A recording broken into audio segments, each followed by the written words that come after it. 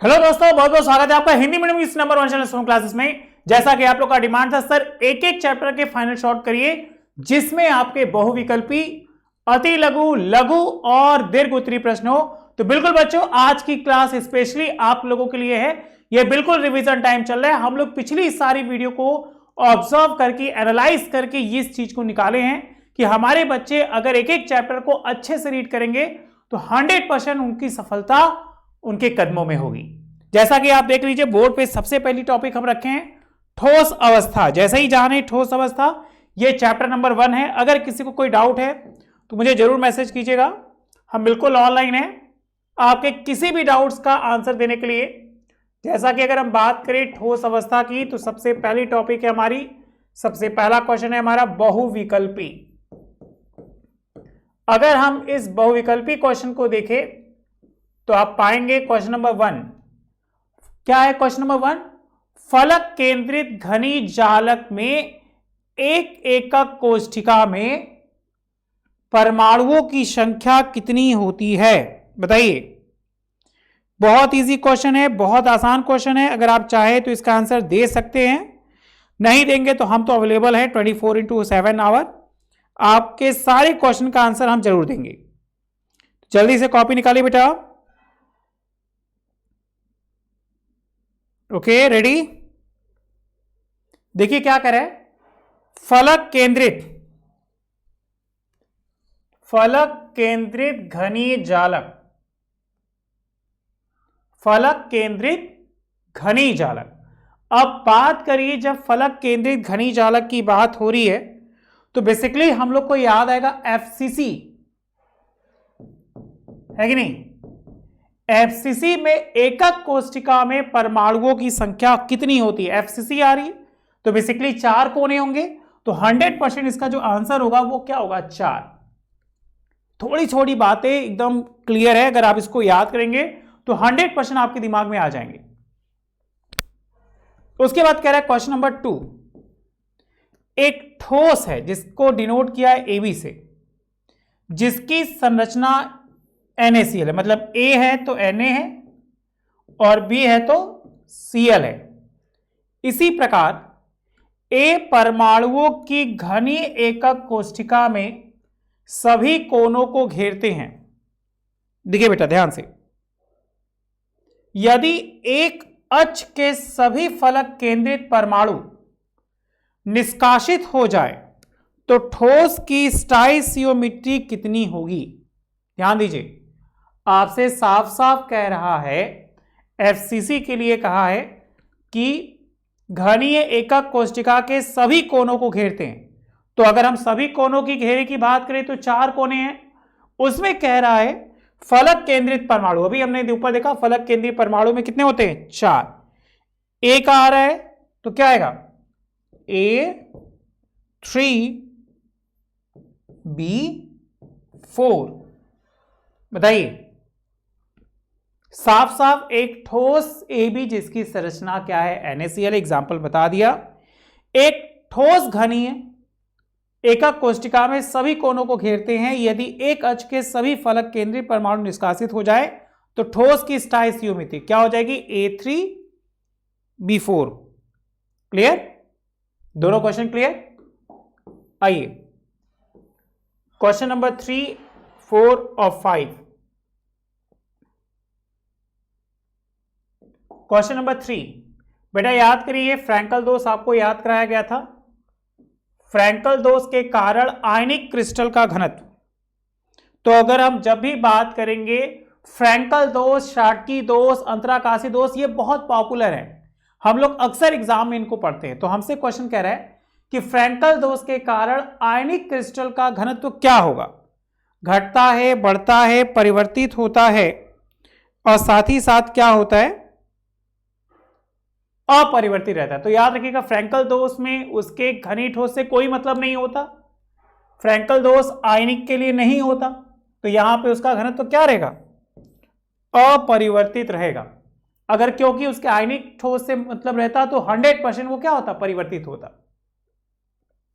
चौथा, Fe3O4 का crystal है प्रतिचुंबकी, लौ चुंबकी, अनुचुंबकी या इनमें से कोई नहीं। तो जाहिर सी बात है जब Fe3O4 हो गया तो कोई भी युग्मित इलेक्ट्रॉन नहीं होंगे। हम लोगों ने याद रखा था कि प्रतिचुंबकी, अनुचुंबकी, लौ चुंबकी के लिए इलेक्ट्रॉन चाहिए, लेकिन यहां पे ऐसी कोई बात नहीं है। तो कौन हो जाएगा? इनमें से कोई नहीं। बताइए, अगर ये पांचों बहुविकल्पी आप आसानी से कर लेंगे तो आपकी तैयारी आपके लेवल की हो रही है, आप अच्छे से एग्जाम देंगे और आपके मार्क्स बहुत अच्छे आएंगे, गारंटी है। ठीक है।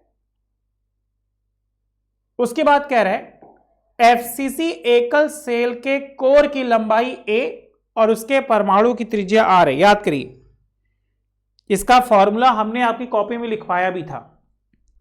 क्या कह रहा है कि एफसीसी एकक सेल के कोर की लंबाई a और उसके परमाणु की त्रिज्या r है। तो फॉर्मूला क्या होगा? याद करिए बेटा, तो फॉर्मूला होगा r इक्वल टू, मतलब जो त्रिज्या है, √2/4 a। याद हो गया? एफसीसी एकक सेल कोर की लंबाई जब a है और उसके परमाणु त्रिज्या r है, तो उन दोनों का संबंध, फॉर्मूला क्या? r equal to √2/4। बताइए, इस लाइन में कोई दिक्कत? आगे बढ़ा जाए। नेक्स्ट, अति लघु क्रिस्टल दोष किसे कहते हैं? देखिए बेटा, आपसे क्वेश्चन पूछा गया क्रिस्टल दोष किसे कहते हैं। अति लघु है, बहुत शॉर्ट है, हमें इसको ऑप्शन में लेना है। क्वेश्चन कह रहा है क्रिस्टल दोष किसे कहते हैं, तो इसका आंसर हम यही लिख दे रहे ऊपर, आप यहीं से उतार लीजिए। लिखिए, क्रिस्टल की पूर्ण क्रमिक व्यवस्था में, क्योंकि अति लघु है तो बहुत शॉर्ट में देना होता है, तो क्रिस्टल की पूर्ण व्यवस्था में, पूर्ण क्रमिक व्यवस्था, क्या है? क्रिस्टल की पूर्ण क्रमिक व्यवस्था में कोई भी अनियमितता, कोई भी अनियमितता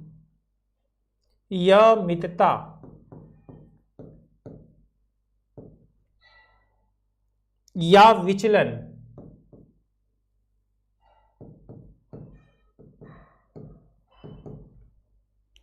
क्रिस्टल दोष कहलाता है।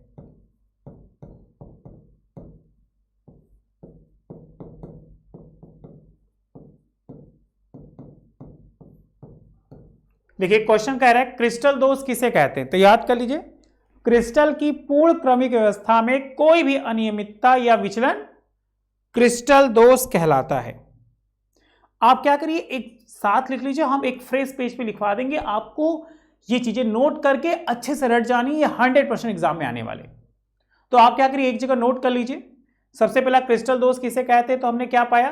क्रिस्टल की पूर्ण क्रमिक व्यवस्था में कोई भी अनियमितता, गड़बड़ी, विचलन मतलब दूरी, क्रिस्टल दोष कहलाता है। उसके बाद क्या है, रेखीय दोष किसे कहते हैं? रस समीकरण मिति दोष से आप क्या समझते हैं? ठीक है बेटा, तो जल्दी से कॉपी कर लीजिए। क्या कहा गया? रेखीय दोष किसे कहते हैं। अगर हम साफ पेज पे करेंगे तो आप मेरे बच्चों को अच्छे समझ में आएगा, वो अच्छे से नोट कर लेंगे। तो चलिए क्वेश्चन हम लिख दे रहे हैं, रेखीय दोष किसे कहते हैं। यह हमारा क्वेश्चन नंबर 2 था। रेखीय दोष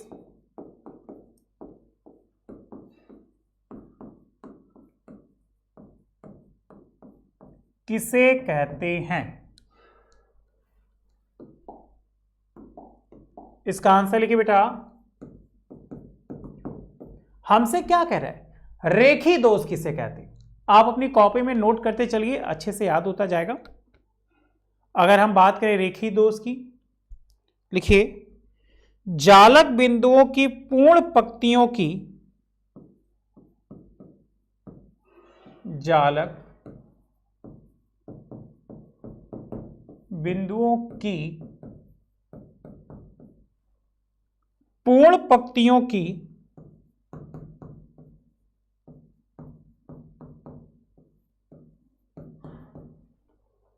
आदर्श व्यवस्था में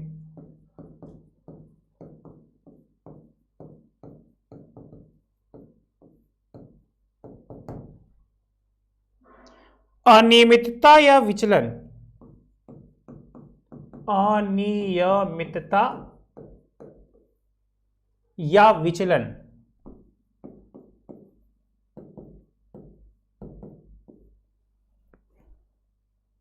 द्वारा उत्पन्न दोष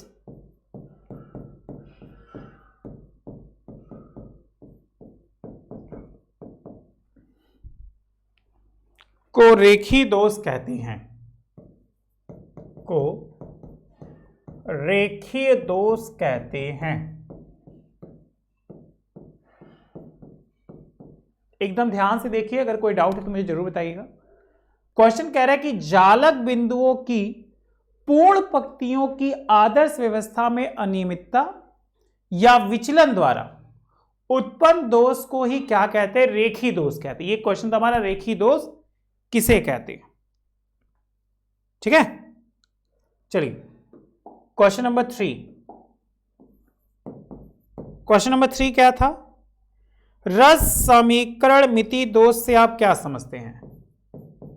रस समीकरण मिति दोष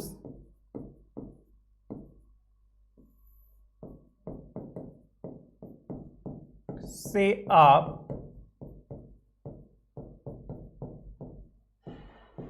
क्या समझते हैं? कि रस समीकरण मिति दोष पूछ रहा है, आप क्या समझते हैं? इसका आंसर होगा, नोट कर लीजिए, ऐसी त्रुटियां या दोष, ऐसी त्रुटियां या दोष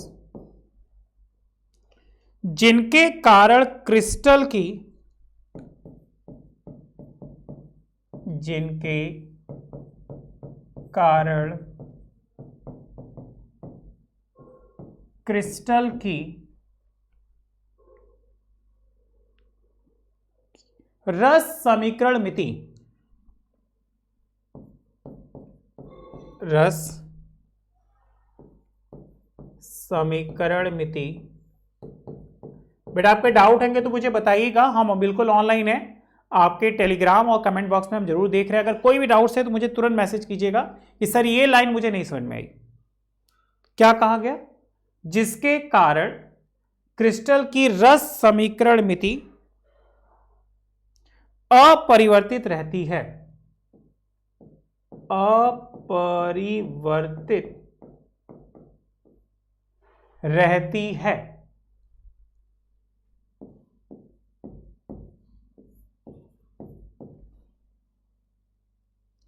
अर्थात यौगिक में उपस्थित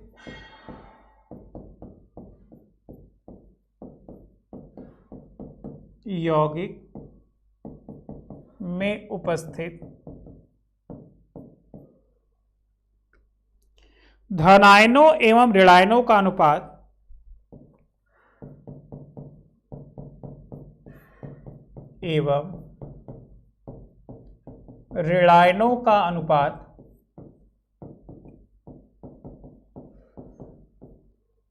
धनायनों एवं ऋणायनों का अनुपात यौगिक के अणुसूत्र के समान ही रहता है, यौगिक के अणुसूत्र के समान ही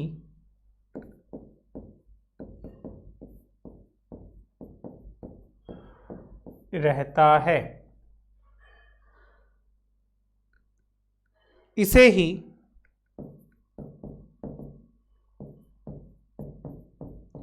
रस समीकरण मिति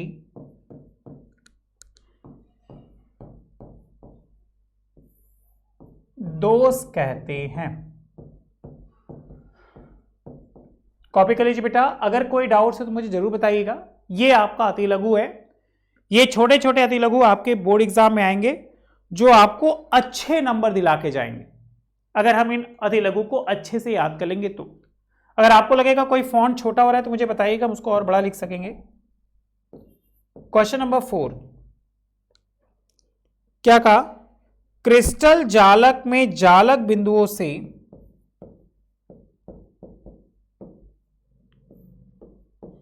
क्रिस्टल जालक में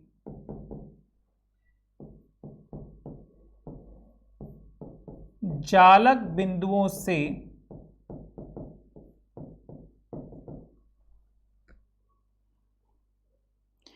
अवयवी कणों के लुप्त होने पर अवयवी कणों के लुप्त होने पर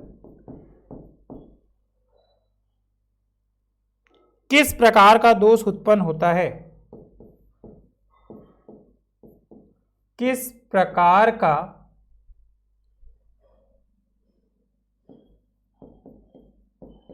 दोष उत्पन्न होता है? बेटा कॉपी कर लीजिए, क्वेश्चन बहुत इजी है। क्वेश्चन कह रहा है कि यदि क्रिस्टल जालक के जालक बिंदुओं से यदि अवयवी कण लुप्त हो जाए तो उनसे किस प्रकार का दोष उत्पन्न होता है? आंसर लिखिए।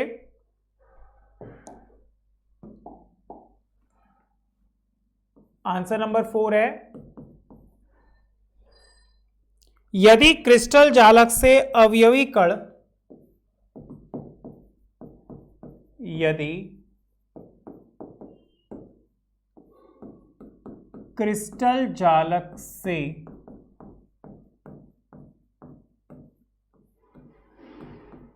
अवयवी कण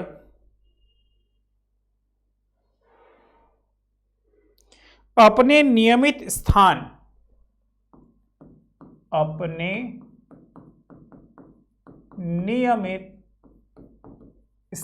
बेटा इसी नियमित स्थान को कहते हैं क्या?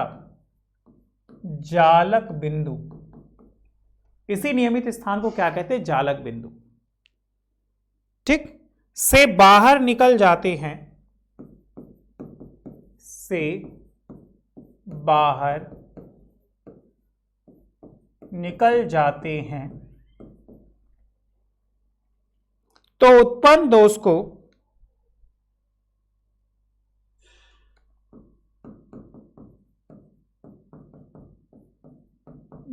को बताइए किस दोष के नाम से जानेंगे? कौन सा? रिक्तिका दोष। क्यों? क्योंकि वो अपने नियमित स्थान से क्या हो रहे हैं? निकल जा रहे हैं, तो उन्हें क्या कहेंगे? रिक्तिका दोष कहते हैं। क्वेश्चन यही था ना कि अपनी अगर निश्चित जालक से निकल जाए तो किस नाम से जानेंगे? तो उसे हम रिक्तिका दोष के नाम से जानेंगे। कॉपी कर लीजिए। क्वेश्चन नंबर 5वां अति लघु, साटकी दोष के लिए आवश्यक शर्तें क्या है? बेटा मोस्ट इंपॉर्टेंट, साटकी दोष के लिए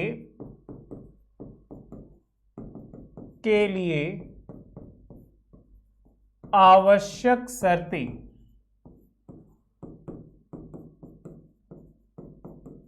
क्या है? बेटा एकदम क्वेश्चन क्लियर है, क्वेश्चन को देखिए ध्यान से। क्वेश्चन कह रहे साटकी दोष के लिए आवश्यक शर्तें क्या है? अगर हम साटकी दोष की बात करें तो हमने पाया कि साटकी दोष बेटा किस में उत्पन्न हो रहा है? जालक में। अगर हम बात करें किसी क्रिस्टलीय अवयव के तो उसके जालक में ही साटकी दोष उत्पन्न होंगे। तो आखिर ये साटकी दोष अपने आप तो आए नहीं होंगे, किसी न किसी कारण से आएंगे। तो आखिर उनके दोष होने का कारण क्या था? तो सबसे पहला कारण लिखिए, इस प्रकार की त्रुटि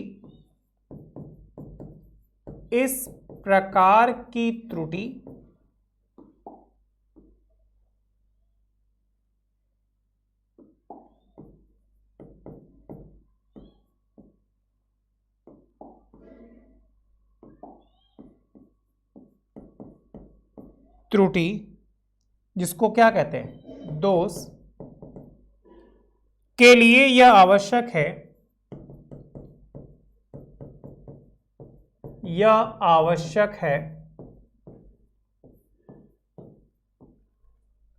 के लिए यह आवश्यक है कि यौगिक उच्च आयनिक हो, कि यौगिक उच्च आयनिक हो। ठीक है, यौगिक क्या होना चाहिए, अधिक आयनिक होगा तभी मानेंगे। उसकी समन्वय संख्या उच्च हो, उसकी समन्वय संख्या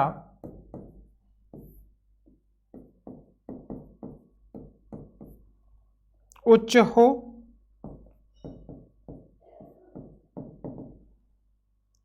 एवं धनायनों एवं ऋणायनों का आकार, धनायनों एवं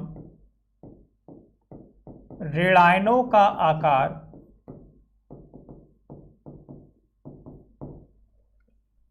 लगभग समान हो।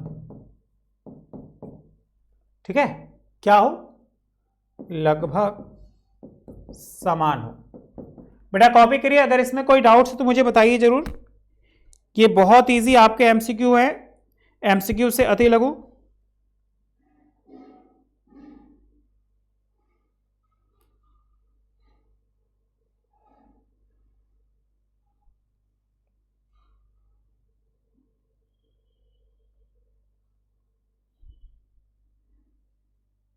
चलिए बेटा,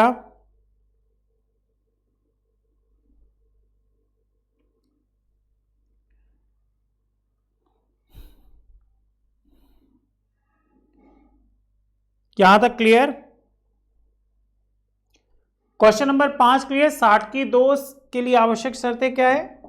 क्वेश्चन नंबर 6 अति लघु का, क्वेश्चन नंबर 6 क्या कह रहा है कि 60 की दोष क्रिस्टलों में किस प्रकार उत्पन्न होता है।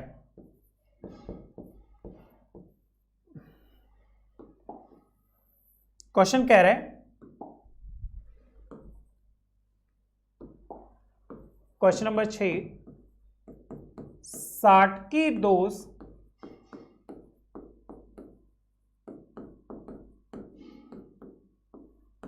क्रिस्टलों में किस प्रकार होता है। एकदम इजी है, अगर क्वेश्चन को ध्यान दोगे तो एकदम क्लियर हो जाएगा। हमसे पूछा 60 की दोष क्या होता है, तो हमने बता दिया 60 की दोष क्या होता है। अब हम लोग से पूछा कि 60 की दोष क्रिस्टलों में किस प्रकार होता है। ओके बच्चा, तो चलिए हो जाइए तैयार, बहुत इजी है। हमसे पूछा 60 की दोष किस प्रकार होता है, तो हमने क्या देखा,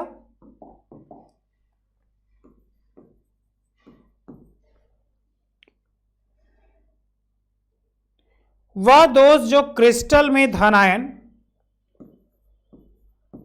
वह दोष जो क्रिस्टल में धनायन तथा ऋणायन के समान संख्या में, ऋणायन के समान संख्या में, देखिए धनायन और ऋणायन के समान संख्या में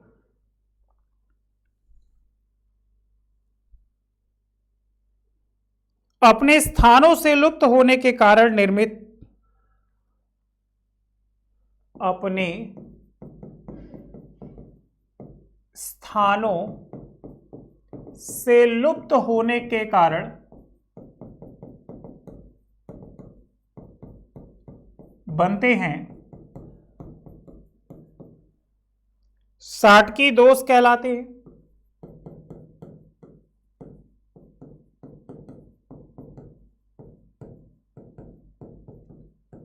अब जैसा कि आपसे कह रहा है कि अगर मान लीजिए कोई है, हम मान लेते ये M+ था,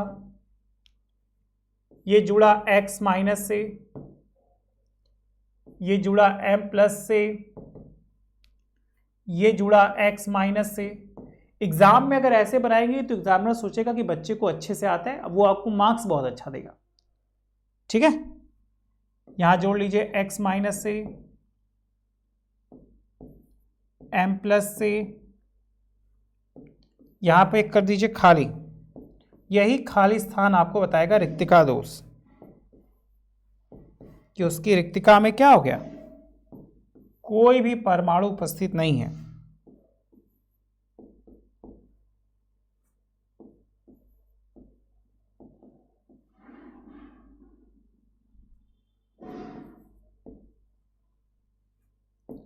बेटा ध्यान से देखिएगा, अगर कोई डाउट है तो मुझे जरूर बताइएगा।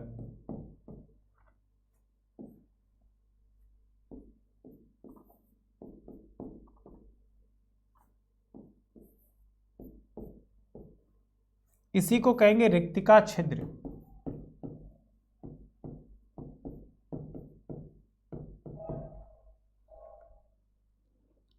लिखिए उदाहरण,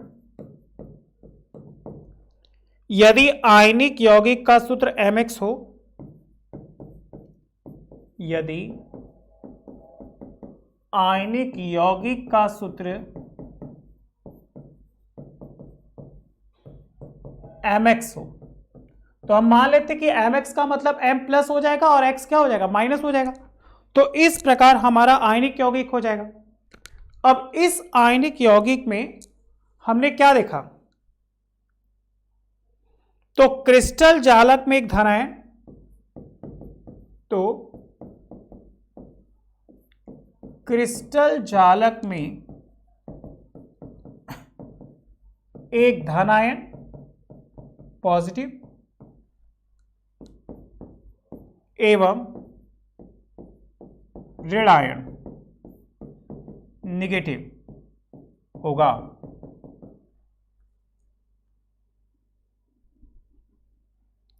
और इसी दोष को क्या कहते हैं, शाटकी दोष कहते हैं। बेटा इसको कॉपी कर लीजिए।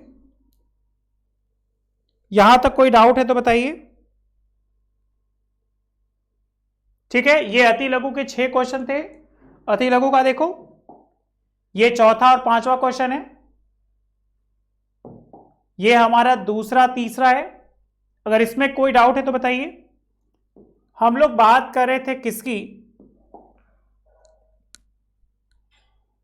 हम लोग बात कर रहे थे अपने अति लघु क्वेश्चन की। तो हमने अति लघु में देखा कि अति लघु में हमारे 6 क्वेश्चन थे। ये ठोस अवस्था क्लियर हो गई। ये 6 क्वेश्चन थे अति लघु के। क्रिस्टल दोष किसे कहते हैं, रेखी दोष किसे कहते हैं, रस समीकरण मिति दोष से आप क्या समझते हैं, क्रिस्टल जालक में जालक बिंदुओं में अवयवी कण लुप्त होने पर क्या होता है, शाटकी दोष के लिए आवश्यक शर्त क्या है, शाटकी दोष क्रिस्टल में किस प्रकार उत्पन्न होता है। ये 6 क्वेश्चन आपका हो गया क्लियर। आइए अब हम लघुत्री की ओर बढ़ेंगे। हमने लघुत्री 4 क्वेश्चन को यहां ऑब्जर्व किया। सबसे पहले लघुत्री क्वेश्चन नोट कर लीजिए या आप स्क्रीनशॉट खींच के रख लीजिए, उसके बाद इसका आंसर आप लिखिएगा, हम आपको बताएंगे। क्वेश्चन आपसे कह रहा है कि निम्न पदों को उदाहरण सहित अंतराकाशी दोष दीजिए। जैसे अंतराकाशी दोष क्या है और साथ ही साथ एफ केंद्र क्या है, बताइए बेटा। क्वेश्चन समझ में आ रहा है। क्वेश्चन हमसे कह रहा है कि अंतराकाशी क्या है और एफ केंद्र क्या है। कॉपी करिए, क्लियर हो जाएगा आपको।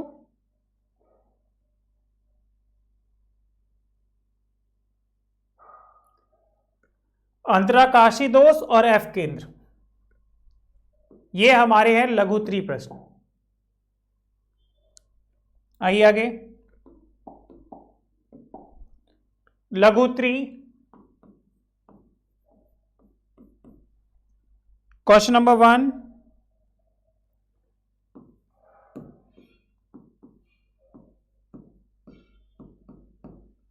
अंतराकाशी दोष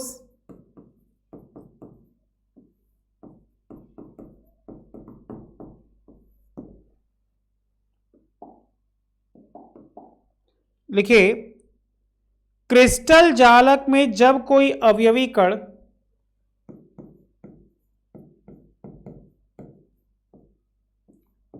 क्रिस्टल जालक में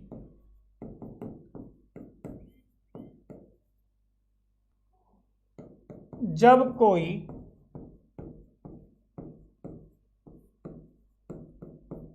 अवयवी कण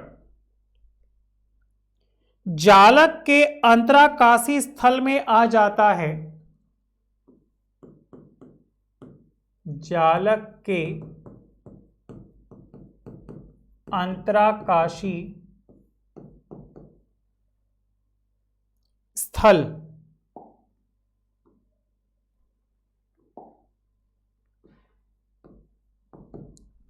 में आ जाता है,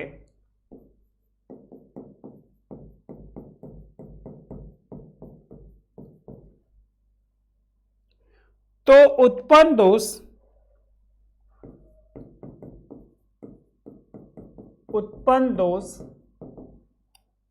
अंतराकाशी दोष कहलाता है। अंतराकाशी दोष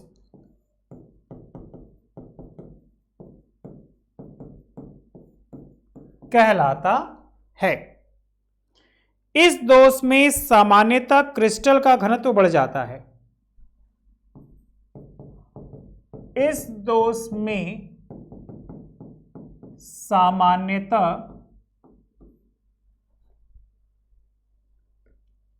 क्रिस्टल का घनत्व बढ़ जाता है। क्रिस्टल का घनत्व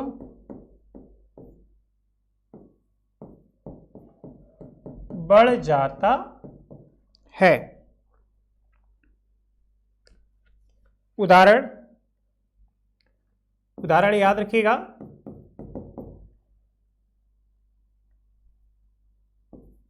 यह मुख्यतः आयनिक ठोसों में पाए जाते हैं।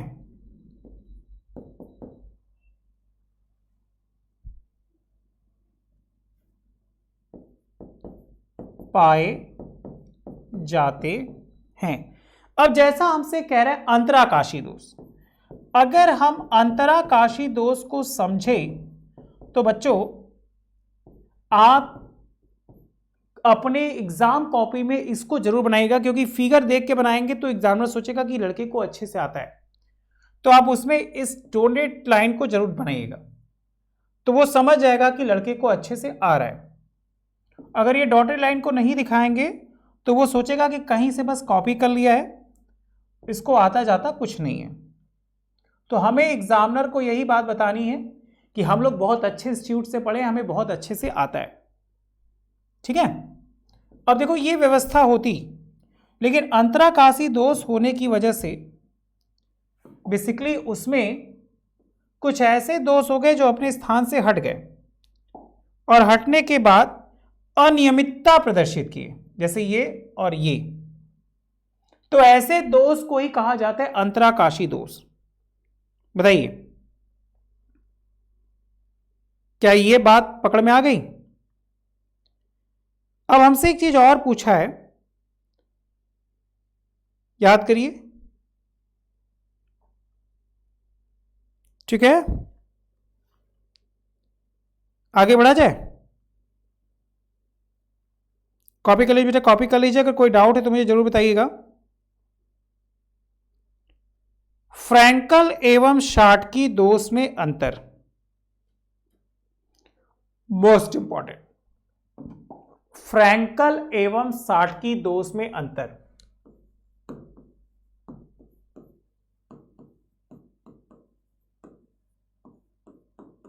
एवं शाटकी दोष में अंतर।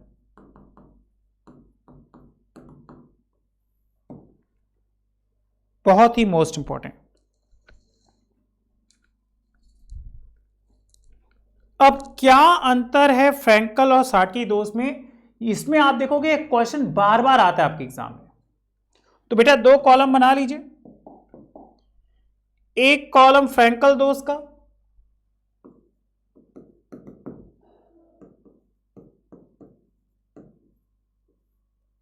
एक कॉलम आपका साटकी दोष का,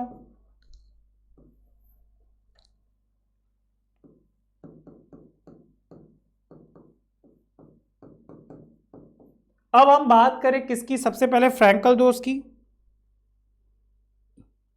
तो लिखिए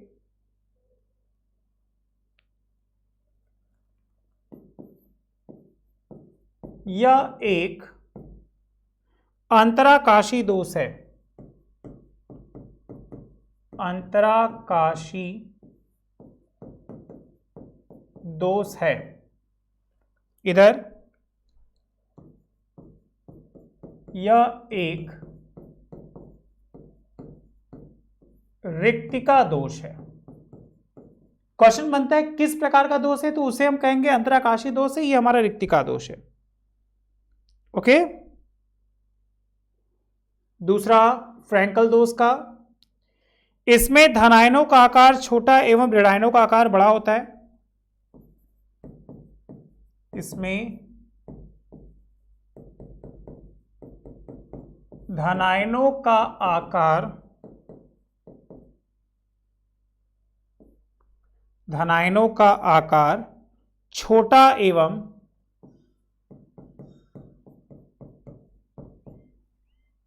ऋणायनों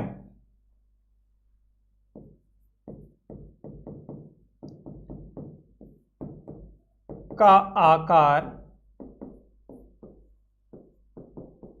बड़ा होता है। ध्यान दीजिएगा बेटा, ये सबसे इंपॉर्टेंट लाइन है इन दोनों की, फ्रैंकल और शाटकी दोष की। तो फ्रैंकल दोष में हमने देखा कि धनायनों का आकार क्या होता है, छोटा, और ऋणायनों का आकार बड़ा होता है। और अगर हम शाटकी दोष की बात करें तो इनमें लगभग समान होता है,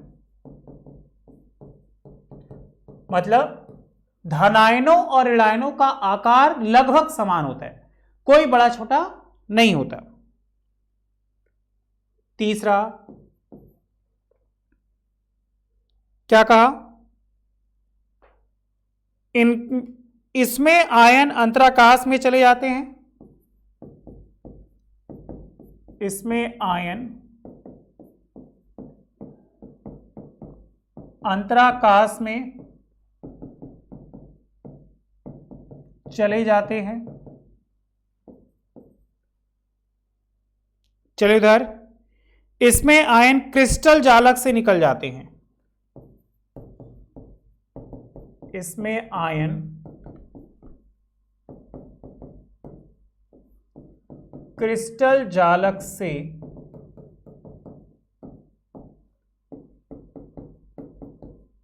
निकल जाते हैं। ओके। 4 नंबर,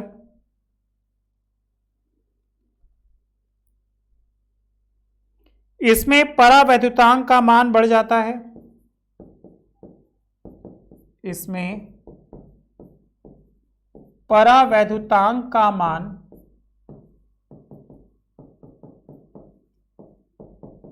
बढ़ जाता है। याद रखिएगा, इसमें परावैद्युतांक का मान अपरिवर्तित रहता है, मतलब इसमें परावैद्युतांक का मान बदलता नहीं है। 5वां सबसे मोस्ट इंपॉर्टेंट उदाहरण फ्रैंकल दोष में, याद रखिएगा बेटा, AgCl, ZnS और AgBr। इसकी बात करेंगे तो NaCl, KCl, CaCl, ये बहुत ही मोस्ट इंपॉर्टेंट है, हर बार आपके एग्जाम में पूछ लिया जाता है। ठीक है, चलिए कॉपी कर लीजिए बेटा एकदम अच्छे से, जितनी जल्दी कॉपी करेंगे उतनी जल्दी क्लियर होगा। आगे बढ़ा जाए।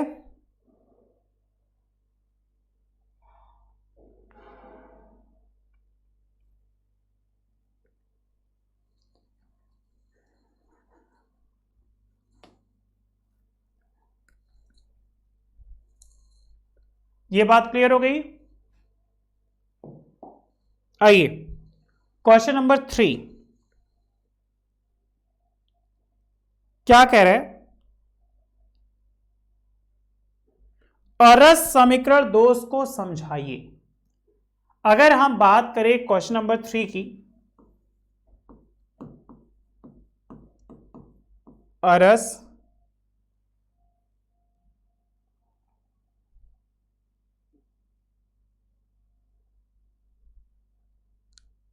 समीकरण मितीय दोष को समझाइए।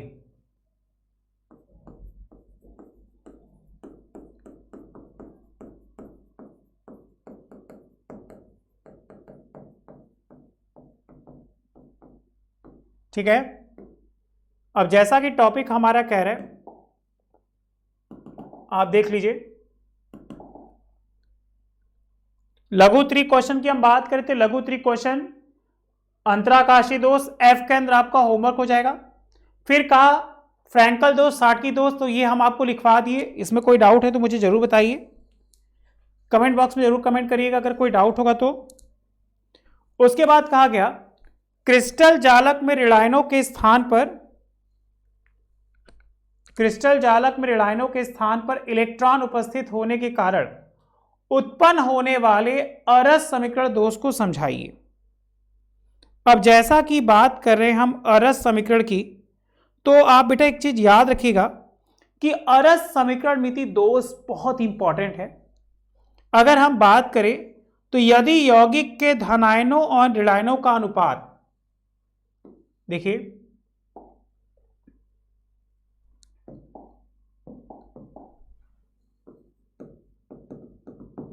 क्या कहा गया, यदि यौगिकों में,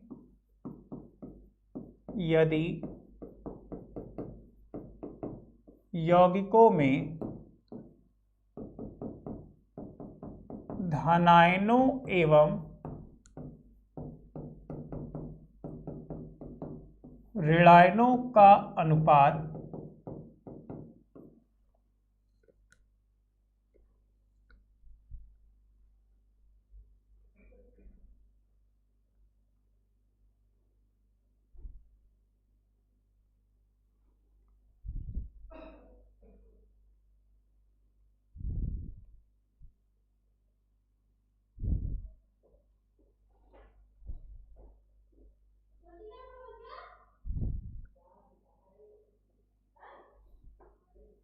क्या कहा गया, यदि यौगिकों में धनायनों और ऋणायनों का अनुपात उस यौगिक के,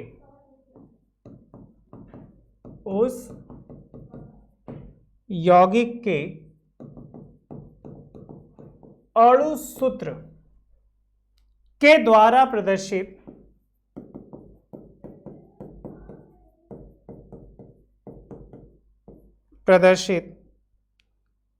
अनुपात के बराबर नहीं होता,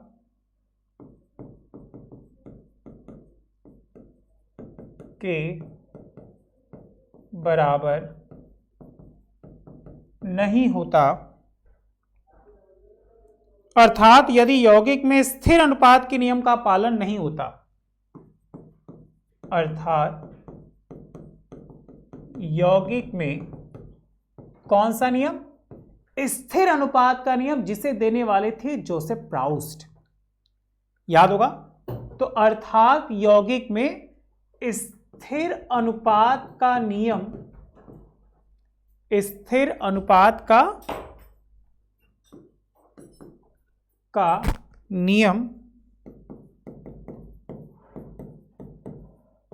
पालन नहीं होता। ओके बेटा,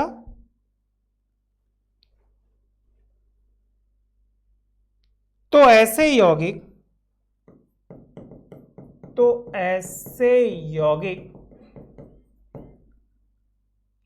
अरस समीकरण मिति दोष,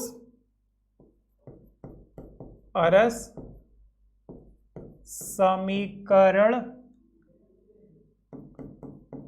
मिति दोष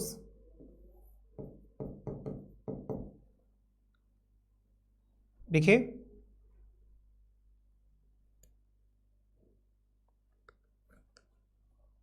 या यौगिक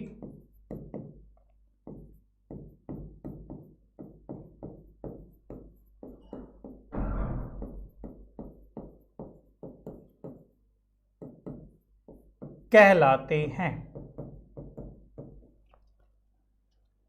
उदाहरण के लिए याद रखिएगा, nickel oxide, copper oxide, iron sulphide, FeO। इन यौगिकों को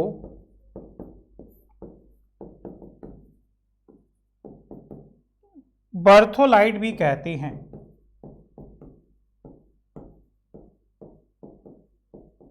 बताइए बेटा, यहां तक कोई डाउट है? यहां तक क्लियर? इसके बाद अगर हम बात करें, ये दो टॉपिक देखिए, फ्रैंकल अरस समीकरण आ गया, ये आपका हो जाएगा होमवर्क। और अरस समीकरण मिति से Cu2O प्रयोगशाला बनाया गया, इसे भी आप ही को करना है। नेक्स्ट वीडियो हम जब लेके आएंगे तो लेके आएंगे क्या, दीर्घ उत्तरी प्रश्न, वो हम आपको पढ़ाएंगे नेक्स्ट क्लास में। आज के लिए इतना ही, इतनी टॉपिक जल्दी से कॉपी कर लीजिए, ठीक है। आइए एक बार हम लोग रिवीजन कर लिया जाए। आज की क्लास में हम लोगों ने देखा अरस समीकरण मिति दोष क्या है, ये क्लियर हो गया। फ्रैंकल और साटकी दोष में अंतर देख लीजिए। अंतराकाशी दोष में कोई दिक्कत? शाटकी दोष आप क्या करें, सबके स्क्रीनशॉट खींच लेंगे तो आसानी से आप लिख लेंगे, ठीक है। शाटकी दोष के लिए आवश्यक शर्त क्या है और रेखी दोष किसे कहते हैं, बताइए। यहां तक कोई दिक्कत? आज के लिए इतना ही। Thank you so much, bye bye. घर पर रहिए, स्वस्थ रहिए, मस्त रहिए, बाय बाय।